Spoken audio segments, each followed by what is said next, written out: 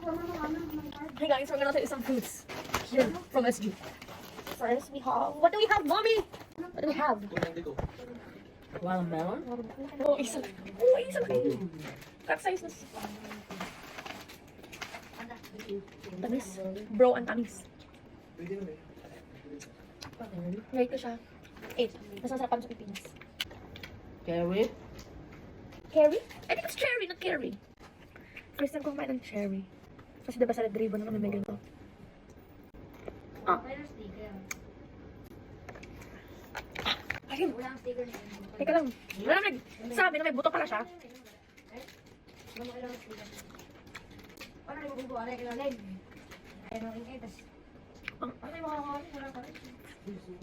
Pang latris lang. Yung sa bed. Ano ko siya? 5. Kasi lang wine na hindi mo maintindihan. May